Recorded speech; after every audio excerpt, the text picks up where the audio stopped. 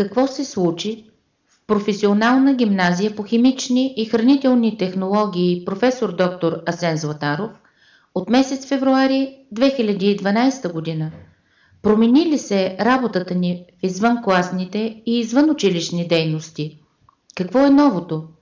За всичко това ще ви разкажем в нашия филм. По проект на Министерство на образованието, младежта и науката, Училище за себеутвърждаване и подготовка към европейски хоризонти, учредихме 7 клуба.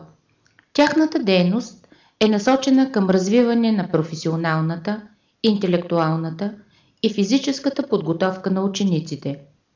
Тъй като сме професионална гимназия, за нас професионализмът е много важен.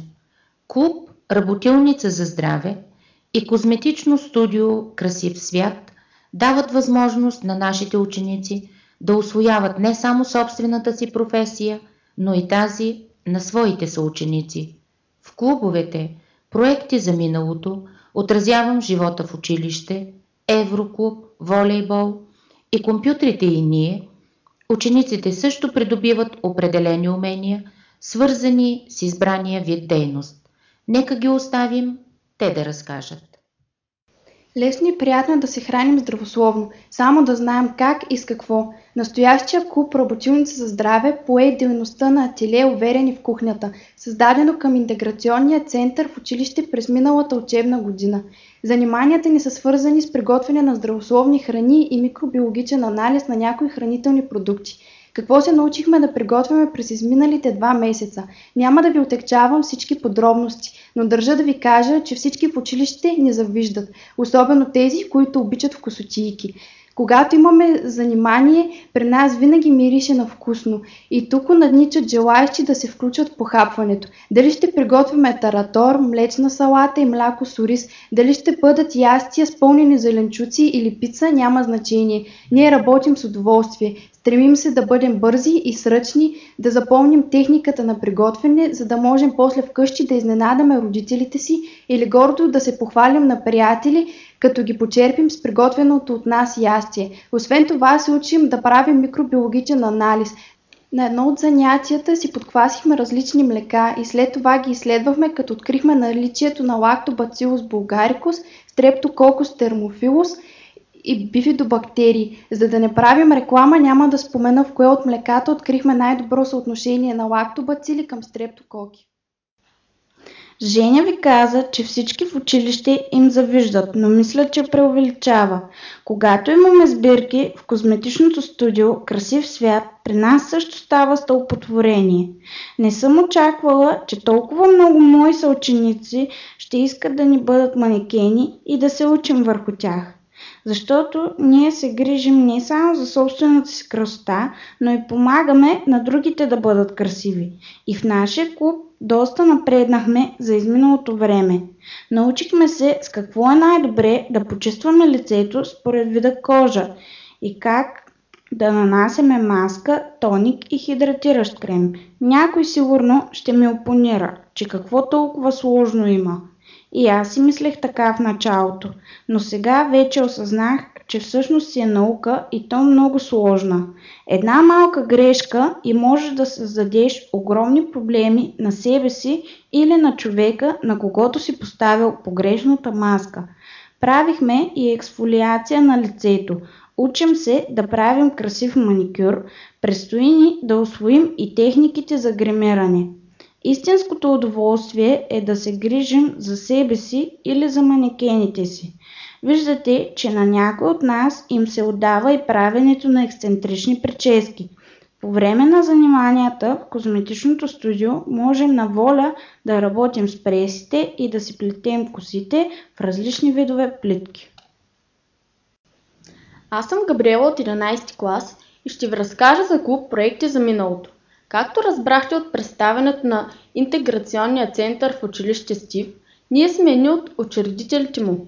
През годините осъществихме много проекти, но с какво се занимаваме от месец февруари? Не сме изменили на основната си дейност – проучване на бита и обичаите на етносите от региона и тяхното представяне пред ученици и гости на гимназията. През месец февруари, съвместно с другите клубове, Проведохме хепанинг, как посрещахме 2012 година. Ние издирихме характерните обичаи и ястия на арменци, евреи, роми, турци и българи. Клуб Работилница за здраве приготви ритуалните ястия. Клуб Отразявам живота в училище се погрижи за сценария и представянето на обичаите, а благодарение на Клуб Компютрите и ние сега сте свидетели на инициативата. Клубът ни организира и благотворителен базар "Пролет за Моника". Мартениците, които продавахме, изработихме сами, като вложихме много обич и изобретателност.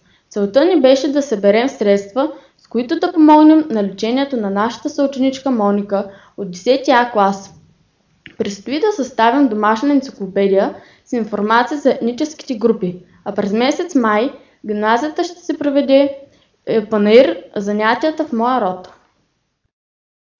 Нашият клуб "Отразявам живота в училище" също съществува от учредяването на СТИВ. По проект "Успех" подновихме издаването на училищния вестник СТИВ, но вече в електронен вариант.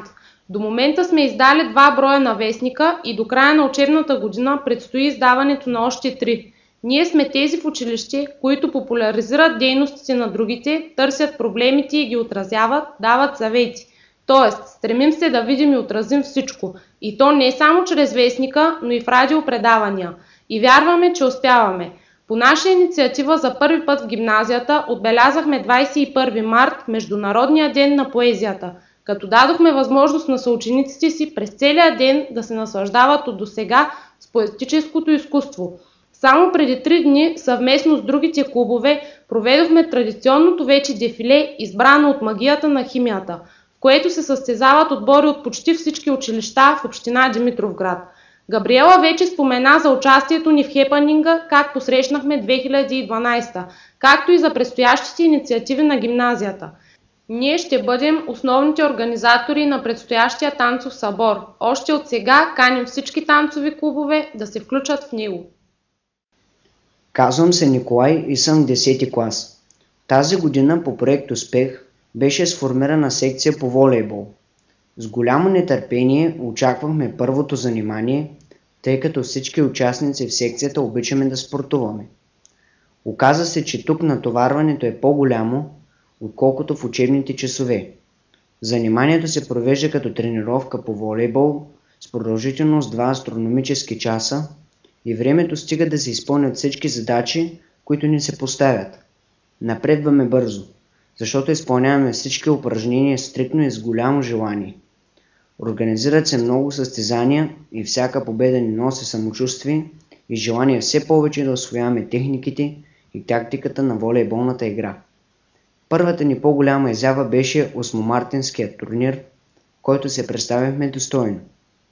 Предстои ни волеймани, волейболни срещи с всички класове на нашата гимназия.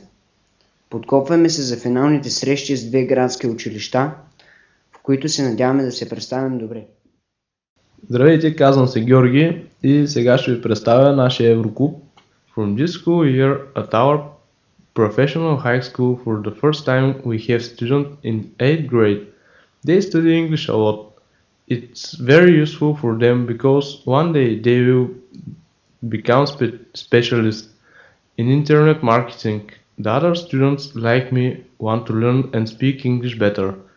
Now we have chance because of the Eurogroup we virtually travel around the world, visit different countries in Europe, make friends and communicate with the help of internet. One of our ambitions is to help our mates to popularize the school website. We can translate some of the pages in English. Здравейте! Ние сме участници в Клуб Компютрите и ние. Какво да ви разкажем за дейността си? Нашите занятия са не само теоретични, но наблягаме много и на практиката. Всичко, което видяхте и чухте до момента, е плод на нашия труд. Ние сме навсякъде с камерата и фотоапаратите, за да документираме събитията. Пак ние направихме записите на представителите на различните клубове и ги монтирахме. Радваме се на възможността да работим съвместно с другите и сме убедени, че истинските успехи се постигат чрез сътрудничество и екипна работа. Пожелаваме на всички да се научат да работят като нас.